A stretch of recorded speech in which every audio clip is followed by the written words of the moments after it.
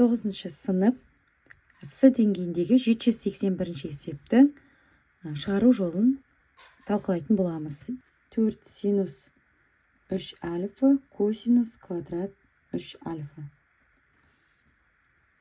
Яғни бізде бірінші 4 синус 3 альфаны сол күйінше жазып қояқта, косинус квадрат 3 альфаны жіктейік. Яғни косинус 3 альфа көбейтілген косинус 3 альфа.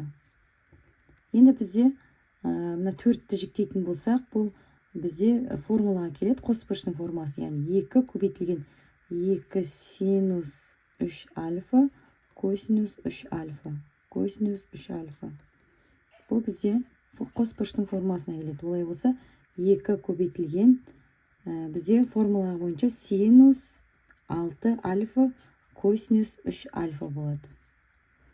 Ары қарай тригонометриялық функцияның көбейтіндіні қосындыға немесе айырмаға түрлендіру формуласы бойынша көбейтеміз. Олай болса 2 көбейтілген 2-ден 1 синус 6 альфа мен 3 альфаны қосатын болсақ, бізде 9 альфа. Қосылған екеуін азайтатын болсақ, синус 3 альфаға тең болады. Ары қарай 2 мен 2 қысқарады, сонда бізде синус 9 альфа қосылған синус 3 альфа. 6 синус квадрат альфа косинус квадрат куб альфа. Куб альфа. Бұл жерде бізде жіктеп аламыз, яғни 6-ны біз 6 сан жіктейтін болсақ, 2-ден 3 көбейтілген 4 деп алайық. Яғни 4 пен 2 қысқарған кезде 2, 2 мен 3 көбейтілген қайтадан 6 шығады. Және синус квадрат альфа косинус квадрат альфа көбейтілген косинус альфа. Яғни косинустың 3 дәрежесін осылай жіктеп алдық. Енді бізде бұл формула келеді, қосбұрыштың формуласына. Сонда 2-ден 3 синус квадрат 2 альфа косинус альфа. Тең 2-ден 3.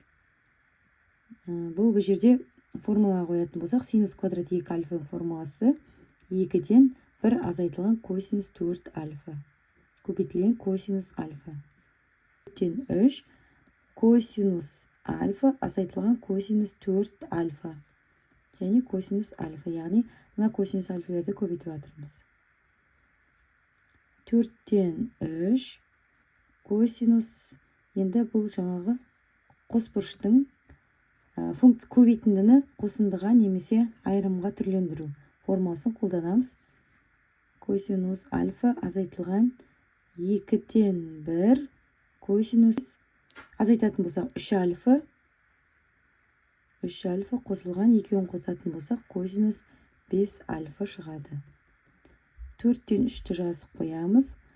Ары қарай косинус альфа азайтылған 8-ден 3 көбейтілген косинус 3 альфа қосылған косинус 5 альфа. Енді ары қарай жақшаны ашатын болсақ, 4-ден 3 косинус альфа азайтылған 8-ден 3 косинус 3 альфа азайтылған 8-ден 3 косинус 5 альфа болады. Бізде 32 синус куб альфа косинус куб альфа берілген. Енді 32-ні жіктеуімізге болады.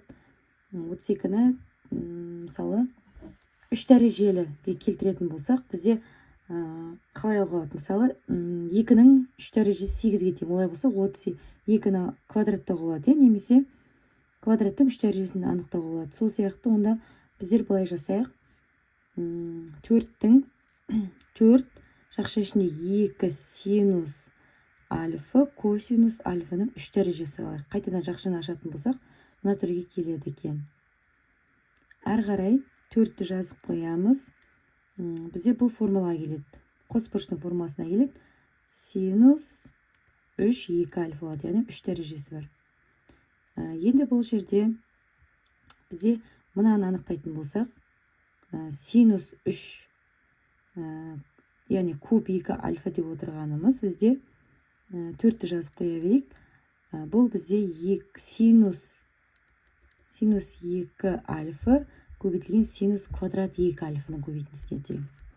Енді синус 2 альфа тұра берсін, синус 2 альфа, ал бұл синус квадрат 2 альфаның орнына, яғни 2-ден 1 азайтылған косинус 4 альфаны апарып қоямыз формула бойынша.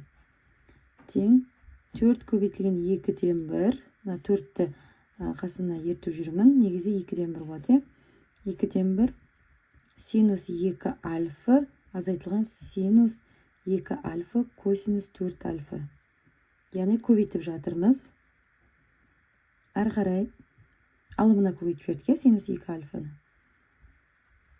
Енді бұл жерде 2-ден 1, 4 көбейтілген 1, синус 2 альфа азайтылған 4-ден 1 синус 2 альфа болады. Екеуін 2-ден 4 азайтатын болсақ, бізде минус 2 альфа болады ғой, минус 2 альфа қосылған синус 6 альфа болады, яғни 2 мен 4-ті қосқан кезде. Тең